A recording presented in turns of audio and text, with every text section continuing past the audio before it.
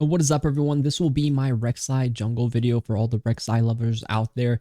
And I'm going to be doing the build that I have been doing recently where it's collector second item with Stridebreaker first. Personally, I think this is the best item on her. It gives her a really strong 2-item spike. And honestly, the lethality from collector is not wasted. Her E damage does go up based off how much damage you do. So it does feel quite nice to have this. Other options are to go into the cleaver build. I haven't tried a full lethality build, but personally, I prefer to just have, Conqueror and the setup I just talked about. For clears, obviously, you always want to do the red start here. I'm playing against Hecarim jungle. He is looking a little suspicious the way he's moving. I'm just going to ward here to see how my Raptors are. You can easily solo red. It's not really that slow for you. Important things to note when you're playing Rek'sai is actually just be careful about level 1 invades. That's why I like to be really careful. You can play for a full clear, but ideally if you can go for a level 3 gank, it's much better. This season it's not as rewarding, but next season it's going to be much more rewarding with the new item changes or the new bounty system where if you get first blood, first tower, and 3 objectives, you can get the upgraded boots at 2 items, which honestly might be game breaking. So early game junglers like Rek'sai, personally, I think will be very strong. Even though in the current meta, I still think she's really good. I think as more and more damage is being nerfed in the game, Rek'sai, even though her damage was really low, it's starting to look like her damage is not that bad now. So honestly, I think Rek'sai is still really good. Especially like in this game, we're going to be playing in like, Diamond 2-ish division, and this is where I would say Rek'sai could possibly shine in this really area. You can do a really, good job at climbing. Honestly, lower ranks too, I think she's quite simpler to play now. Her damage is just really straightforward. Her Q auto attack reset, you really do have to practice it a lot when you're farming. That's something I try to, emphasize a lot on. So here we do our 3 camps. We look around, we see, okay, Elo Azir, we see bot lane, extremely spicy. So what do we want to do? Honestly, I think Azir is low enough to dive. Also, I want to see if Hecarim is possibly low on his red. He might have started topside because it's a tank versus tank matchup. So he might just be on his red right now. So we're going to just check, see if there's any movement. If there's not movement, then I'm just going to play as if he's topside. So here it looks like he is topside. The mid situation is still low. So what we're going to do is peek here, ping top. We're just going to look for an E here. So what we do is pretty much go in and just try to layer our combo with Aurora. And it's always a really simple kill with flash up. Personally, I think with flash up, you are always going to make a play when they're low. Like your combo, if you comboed, what I did was Q, flash, right click them for the knockup, or W if you want, into an auto attack Q reset, and that stacks up your fury to the red part. And then once it's red, you cast your E, and that's the combo. It's a really straightforward combo. If you watch all my videos, you know the Rek'sai combo, very important. When you play champions, some champions people say, oh, they're not mechanically hard, but a lot of mechanics are the combos in the champion's kit. And especially important because Rek'sai requires it to get her full damage off on this E, right? When it's red, that's the full component of it. And here I'm just clearing what I can. I feel pretty safe with my, crab. Hecarim's not going to take it. It looks like he started bot side as well. I do, like if mid was full HP, I would probably have just farmed, right? And also I like to just try to find, other people on the map, like the other jungler. So here we see the Hecarim is actually really greedy, so we can do is steal his Raptors. And what I'm going to do is steal his second camp. Because I spot his second camp timer, I'm very aware of, his cycle. And he's actually in a very bad spot now because he's lost a second camp cycle. And junglers like Hecarim are really in bad spots when they do that. I could be really greedy here, and I might just be and try to steal his second Kruz. It depends on his pathing he takes. So if, for example, he goes straight to Krugs, he might see me in like a couple seconds here. But if he goes to his Raptors, which usually they do go, as you can see, we're going to be in a nice, beautiful spot here. So Hecarim is obviously furious that he lost this jungle camp. So what I'm going to do is just base where I am and just play off which side he's going to. So here we get full vision of the awareness. So I'm able to snipe 2 camps from the Hecarim. It's incredible early game for us. Here I like to go here plus a dagger. And now I decide on what do I want to do. Do I want to help my bot lane? Because I think they're about to get dove. I think yes, because Void Dwarves are still 40 seconds. I think he might be on my wolves. So what I'm going to do is actually check and see if they go for this dive. I might be able to clean up a possible kill afterwards. And we can see he's actually maneuvering away. Okay, so he's not diving. He's actually on dragon. So we're going to do is sneak up on him. And we're going to play off this with our Thresh Room. I think if Thresh comes, Hecarim's going to just be stuck in the pit. So what we're going to do is Q right away and just go on him. So we want him to tank. So we always want to stand away from Dragon.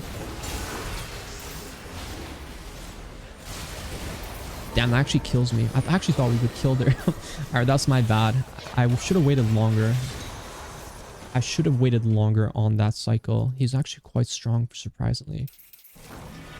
Did I grief the game? Slightly. I honestly thought we would have more time to go on him, but Thresh wasn't really going to offer much damage in that regard.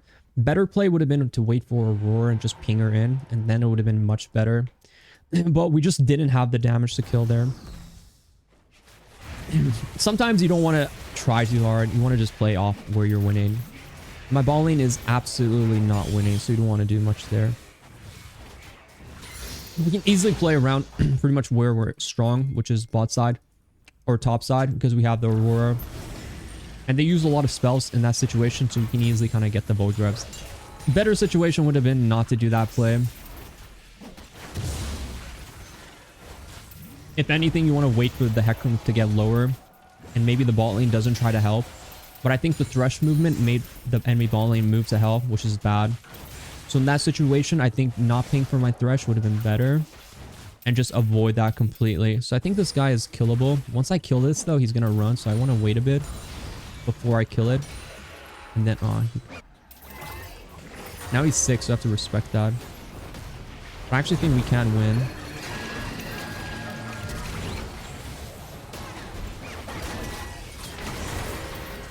He has no mana. I'll have to kite around a bit here.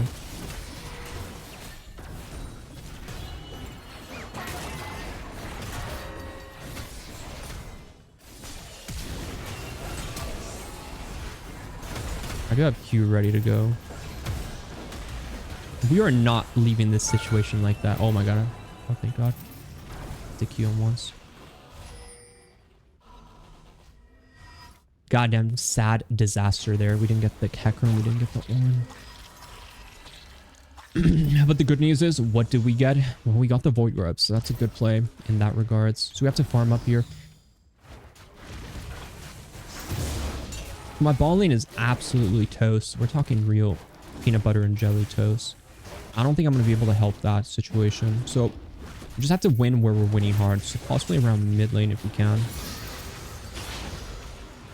Enemy Hecarim could be going Hubris build, so Hubris very strong if you're going to snowball off of it, but once I get my my damage, I should be able to handle that situation quite well.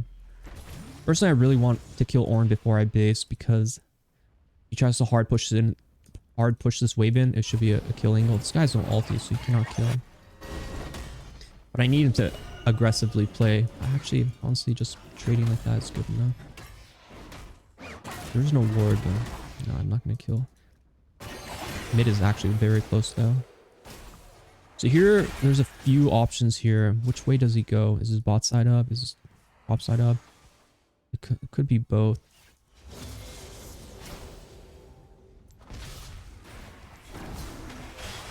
I have ulti, right? So I can just ulti in a second and just chase him down with autos. Like we said, Hecarim should be here, but his red is up. No. Which way did Hecarim go? Crab is up, so he's probably on his bot side. And honestly, the situation is stabilizing well for me, I would say. I'm okay with the situation. Ball lane being destroyed. Don't really know what to do about that. All you can do is hope they tower dive while you're sort of nearby and you can make a play off. But honestly, you don't have to help them to win. Like, I'm absolutely not going to gank bot unless they're going for like a tower dive, right? Understand where your team, like where your team is weak. You really have to think of how weak they are. And without my flash up, without my ulti up, where are my tools to actually do anything there? I don't have them. I have absolutely nothing to save them in that situation. A possible tower dive is an option, but realistically, they just have to sit under tower and not get... just not auto-trade at all. They shouldn't be auto-trading, but they are auto-trading. Very nice kill, though. It's most likely some summoners. So here, as I say, if they walk up here, it's a kill. But again, they would have to walk up crazy, or Thresh has to hook. But I do have a big item spike right now, so I'm okay with just basing, getting my stride breaker.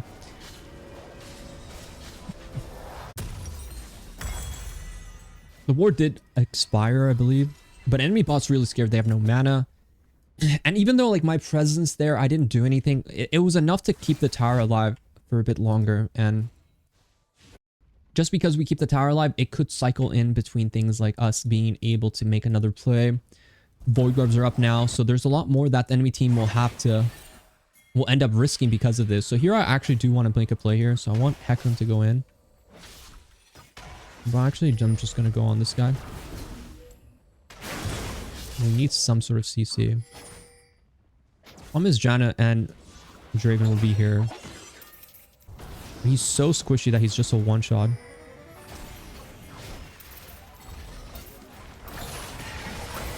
I'm gonna ulti early because he most likely will ulti me after that.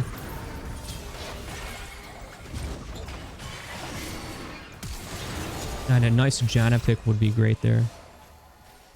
So what I want to do is most likely not fight the Draven because Draven obviously is still very strong. And I personally don't think we're going to get Dragon because where are they really strong? They're strong about their bot side, especially Draven, but their top side not as strong.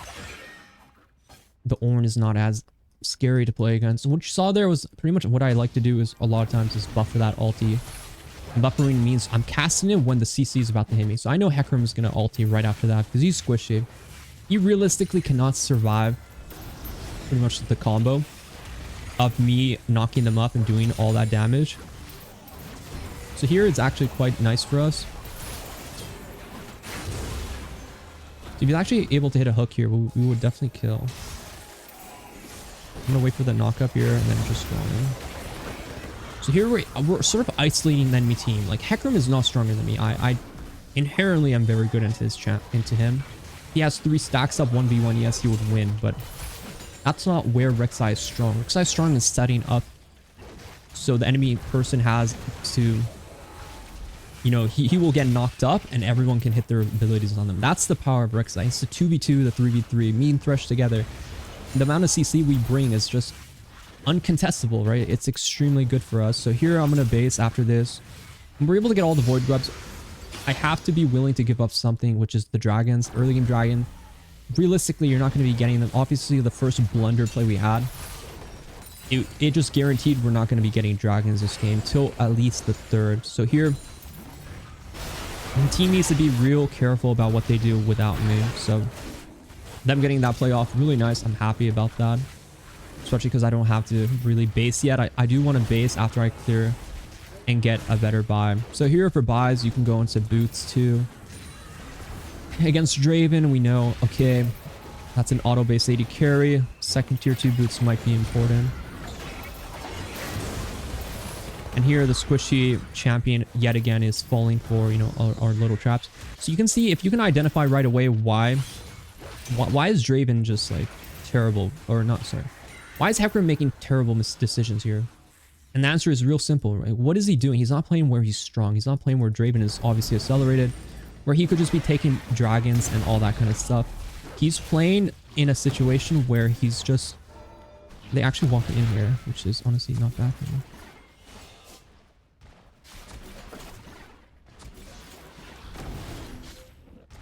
A nice little Janna one-shot would be beautiful here, but...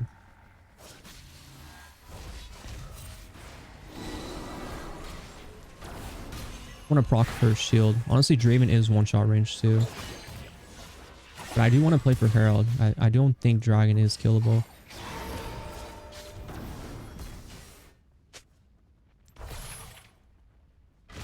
My goal is to just kind of watch them as they move.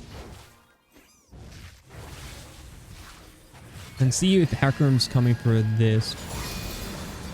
If he ulties or whatever, I can just flash as well. So it's not too big of a deal. I still have my flash up. I'm going to flash now. Bait them in as long as possible. They are starting to get low too, which is nice. I'm lagging a bit there. And if they go for Herald, it's fine. I want Dragon on this side. We can easily play for Dragon on this side of the map. We don't want to fight where they're strong. We're we're down a number, so we want to avoid that as well. So here I'm going to go into Collector. I think Collector is really good in this situation too. Where honestly, we do need to kind of one-shot. We need to one-shot somebody. Now somebody is the disgusting Draven. Here I'm going to play on this side of the map. I'm just looking to kill a Zero pretty much. He's in a very dangerous position. Very easy damage. You don't even have to R here. Just run him over with our damage. They were able to kill Janna. So Janna and a Zero down, 2 people down. Numbers advantage is favor. Hecarim top set. Okay, let's do Dragon. Very simple. Very simple. I just evaluate really quickly who's even possible for contesting me. Because even though dragons can feel free, you have to be careful when you're solo on dragon. Even just like an Ornn walking in here could actually ruin your dragon's ability, right? So you always have to think about who could possibly contest you. And I also, here we see exactly, the Hecarim was there for a while. Maybe we can actually steal the red here, which was nice. I do have a pink as well, so I can easily pink deep here if I want to. We're able to get the mid tower. So 6 Void Webs here, the value has been dramatically high. And honestly, a face check here would be really nice. Very common for a Draven to walk in here after to see the red timer. Or even the Janna. But for respecting it, it's fine. We just play for the jungle. We're close to Collector. Fighting the Draven with our Aurora's base is not good, right? We don't want to take that, so what we're going to do is just do the blue. And I'm really close to Collector, but it's still going to take some time.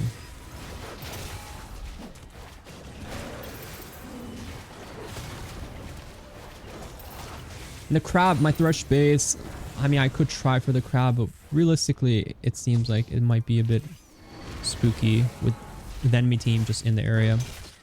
Just be fine with giving things like small wins for the Hecarim. Sure, have the crab mate. You're going to do wonders with it. You're going to do great things with that crab, Hecarim. Give these small things away. Give small victories for the other jungler. Even though I'm super strong, I need a base because I have a lot of money. And boots is really obvious. Now, I mean, we're going to go for the sweeper because we're going to go for the armor boots, right? Because the main threat of the team is Hecarim, or sorry, Draven, and Hecarim damage is quite high too. Realistically, auto attacks will kill us, so we're just going to go for the armor boots. I usually like to get my 2-item spike, then finish my boots, just because boots have been nerfed quite a bit.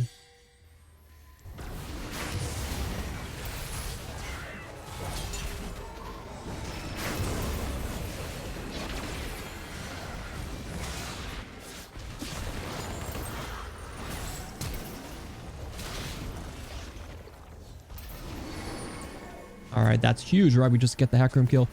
A greedy Hecarim who plays way too aggressively, we're able to punish that quite easily.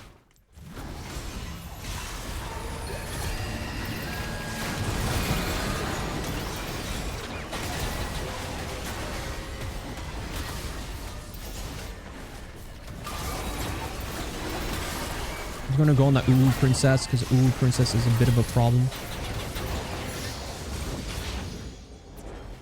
And yeah, I was just able to tank a lot of damage. I was able to get a lot of their abilities, and we're really happy with that fight. Wait for our numbers, use our numbers advantage. Hecarim being dead. Like, Hecarim, if he didn't really run it down there, like, he is a threat in fights. As strong as I am, I have to respect that Hecarim is a strong threat. He might actually just run down this Aurora with a few stacks, but not after that trade.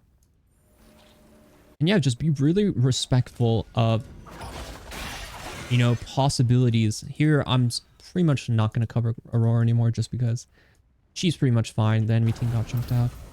And yeah, be really respectful of, like, their damage, right? Like, when they're grouped up, you have disadvantages, right? The Hecarim is, even though his build is going to, like, feel like shit right now because he has no stacks, it can do a lot of damage when he has a fully stacked up Q. He's going to just do a lot of damage. But he's extremely docile. He's extremely squishy. We easily can punish him off that. Play to pick, play to isolate numbers, and look for those opportunities. And yes, he's giving me all these chances. Like, he is a buffoon the way he's playing. Here, I like to go into, like, Cleaver, Sterix, Death Stances would be, like, my sort of build path. Depends on, like, what you want to build specifically. Ability haste on Rek'sai is nice, but it's not necessary, I would say. And yeah, just always continue farming because you are a farm jungler in the end. Like, people think Rek'sai is an early ganking jungler. She's extremely good at early ganking, but honestly, farming is even more important on her. So you have to be a really heavy farm jungler if you want to do well on her, because her scaling is where she's really strong. She offers so much front line. She becomes some sort of, you know, a god, a beefy, tanky behemoth over time. This tower is a bit of a problem, so I actually cannot go on her. Team is trying to FF. Yeah, just people are toxic, right? People are just gonna be very, very sad about things. So here I'm gonna just do this camp as we're grouping up a bit.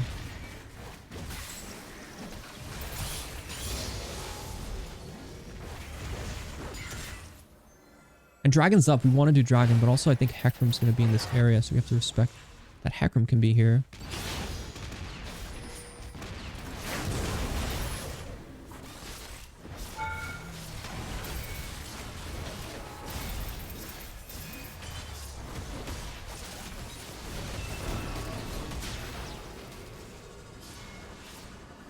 I took a lot of damage by that Azir tower. Honestly, was not expecting that tower to lose so much. Here we're just going to flash in to help, you know, at least guarantee that. Oh, I'm so dead. Oh, thank you, armor boots. And that's why we go plated steel backs, because they are the best at what they do at providing armor and tower resist. The damage reduction from basic attacks actually applies to armor, to towers as well. So that 12% applies, which is really good. Here, I just want to do the red at least. Obviously, you want to cannibalize as much as their jungle as possible. And you just go here from here on. We just play the game really smart. Like, you can see that one mistake at that first dragon.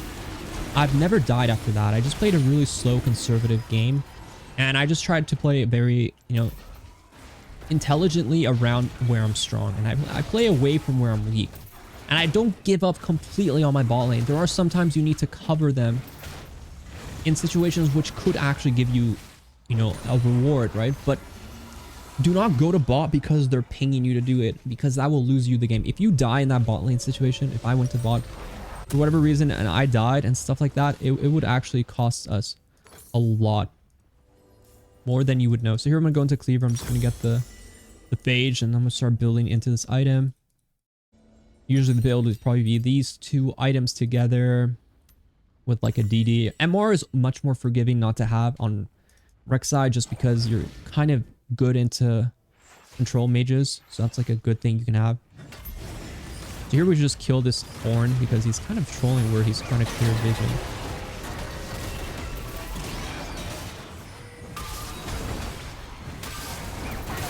With Collector, you can actually just kill people with the Collector proc, which honestly gives you a nice amount of gold as well. So here we just do Baron. Why should we just do Baron? Well, because the Ornn dies and the Hecarim shows bot side. We just need the Jinx to help us. For some reason, she's walking mid, but AD carries are pretty disgusting players. They honestly, when they lose lane and they're getting destroyed, and if you don't help them as their jungler, they just like somehow blame you, which is always funny to me, because like you're the only one playing correctly, right? So you can't expect these guys. Sometimes they will intentionally try to make it so you lose too. So you always have to respect yourself and not worry about what the enemy team is doing. It's a slow chase here. We should kill, you know, possibly the Azir. We should not go here. We should go real slow.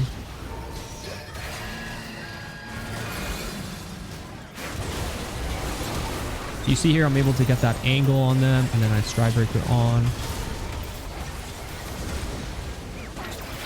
And I was very patient with that engage, right? I went for...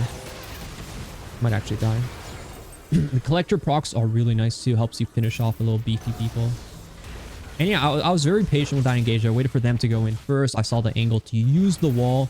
And that's something you're going to notice with Rek'sai is I'm always sort of playing on these like edges, right? Like I'm always playing out of vision and in a position where I can get a wall sort of E onto people, and that's always going to give you huge engage opportunities to get onto the squishies. Without flash, you're realistically not going to just tunnel onto them in their face and get onto these targets. So you always have to kind of think about that. So here I also go Sterix, or I go into, you know, like a DD. Either way, I'm going to probably just get one pink ward and just go on the base. I like to try to get just the sigil first component just because armor, having a bit more armor does help dramatically. For MR, you do want to build specific MR items like Spear Visage is like the go-to later in the game if you need MR. Excuse me. If you want to sell Collector, you can sell it for like an MR item later in the game. Here, this should help them a bit. They continue chasing. I can do something about that, but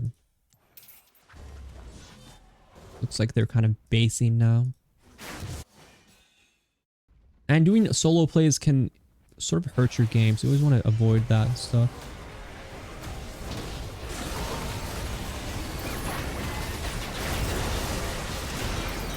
Here, I'm going to reset my aggro a bit.